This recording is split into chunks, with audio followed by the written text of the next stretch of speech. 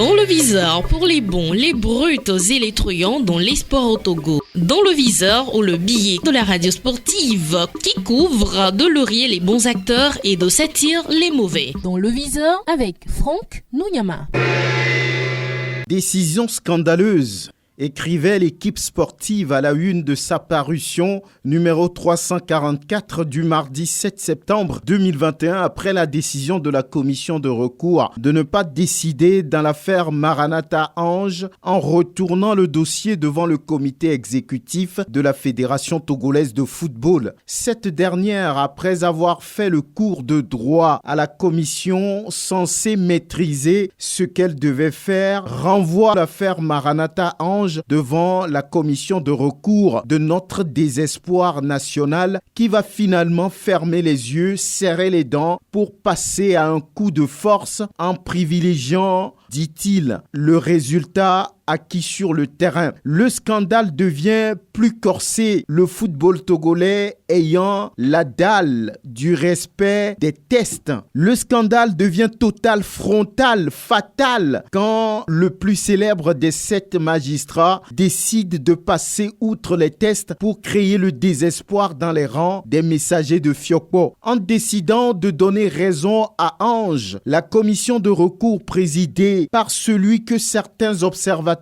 appellent fièrement Bob Denard, la commission de recours vient d'asséner, selon un dirigeant de club, un coup fatal au football togolais avec ce scandale. Un choc, une honte pour le ballon rond national. Une décision qui salit profondément le football au pays de Dr Kaolo, s'est insurgé un observateur. En prenant une décision aussi scandaleuse, aussi honteuse, le spécialiste des coups bas fait reculer le football togolais de plusieurs années et cela risque de laisser des traces dans un sport qui n'a plus de place parmi les meilleurs sur l'échiquier continental. Après ce scandale de très haut niveau, après cette décision de la honte, le désespoir national a décidé de s'enfermer dans un mutisme coupable et inconcevable. Dans cette situation de déshonneur, le désespoir national n'a qu'un mot à la bouche, je cite, « J'ai une obligation de réserve. La décision est normale et claire »,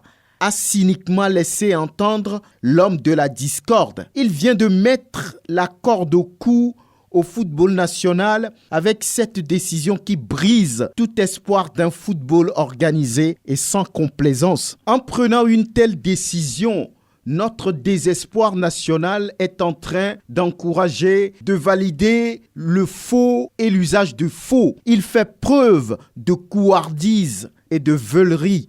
Que dire alors de cette décision hautement controversée de la commission de recours de notre désespoir national? Au fait, qu'est-ce qui peut expliquer le fait de choisir délibérément d'oublier les tests en vigueur? Pourquoi Bob Denard a-t-il choisi la loi de la force à la force de la loi? Très compliqué d'aller lire dans la tête de quelqu'un qui a envie de faire mal ou de plaire à quelqu'un, de plaire à un club qui n'a même pas un moyen de transport. Difficile d'affirmer ce qui a pu tourner dans la tête de notre désespoir national. Mais dans ces genres de situations, le plus célèbre des 7 magistrats veut certainement plaire à quelqu'un d'autre au détriment de Dieu est avec nous. Au moment où l'on parle sérieusement de professionnalisation du football national, ce juge gruge sans ménagement le football togolais. Il ne calcule pas le recul qu'il jette sur le sport roi au pays de Fort et Sozimna Nyasingbe, dira un amoureux du football togolais. Sans scrupule,